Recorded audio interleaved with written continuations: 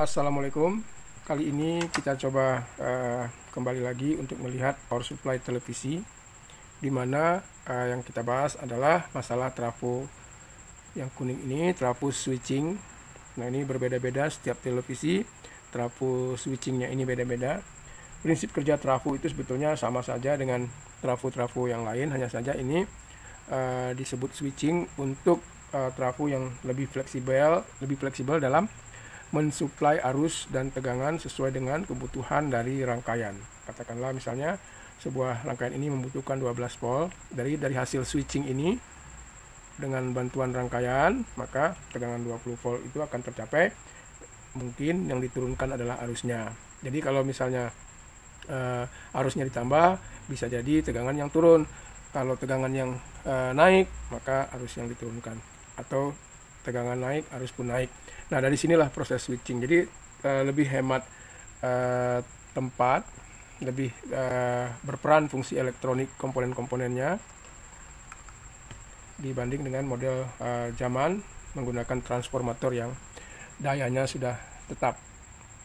Nah, lalu bagaimana cara kita mengetahui transformator switching ini rusak? Pastinya kita harus melihat apakah ada gejala-gejala gosong ataupun panas berlebih pada saat hidup. Jadi dinyalakan, lalu dibiarkan, dimatikan, dibuang muatan kapasitor, lalu dipegang apakah terlalu panas, atau bisa diukur dengan menggunakan avometer. Kali ini kita coba ukur dengan menggunakan avometer. Tentunya lilitan ini karena kawatnya juga lumayan besar, kalau putus mungkin sulit untuk putus, tetapi bisa jadi kalau ada korsleting di output yang berlebihan. Nah, sekarang cara kita mengukurnya adalah arahkan skala ohm seperti biasa. Jadi proses pengukuran ohm itu hampir sama perlakuannya pada setiap pengukuran komponen-komponen. Nah, lalu kita lihat skema diagramnya. Jadi kita buka internet, lagi kita tulis kode yang ada, lalu kita lihat datasheetnya, bagaimana skema diagramnya. Jadi bagian input primernya yang mana, output sekundernya yang mana. Nah, ini adalah input primer. Nah, ini saya langsung saja karena ini bagian dari transistor MOSFET osilasi tadi. Nah, ini input primernya, kemudian ini output sekundernya. Nah, kita lihat di sini. Biasanya kalau lilitan itu sudah rusak atau korslet, maka jarum ataupun nilai dari angka avometer itu nilainya 0. Nah, Anda lihat di sini. Tapi, nah ini karena avometer kita susah juga menunjukkan angka 0. Disitulah letak kualitas dari sebuah avometer yang presisi. Nah, ini kebetulan avometer ya murah meriah. Yang penting saya bisa memberi ilmu bagi yang pemula ataupun dasar. Nah, kita tandain aja bahwa ini 1,1. Lalu kita ukur. Nah, biasanya kakinya berpasangan 22 atau secara acak saja, karena ini hanya sifatnya untuk mengukur apakah ada korsleting pada trafo. Nah, Anda lihat di sini, kita taruh di sini di kakinya, lalu diukur sebelahnya. Nah, kalau angkanya 0 berarti terjadi short circuit. Nah, ini kita lihat sampai dia diam. Agak susah karena kalau bergerak. Nah, ini kita lihat. Nah, jadi 1,6. Nah, 1,6 artinya tidak short circuit. Memang nilai dari trafo switching regulator ini kecil-kecil, 0, sekian ohm. Kemudian kaki sebelahnya lagi. Nah, ini bagian primer. Nah, ini bisa Anda lihat kaki sebelahnya lagi. Apakah sama nilainya?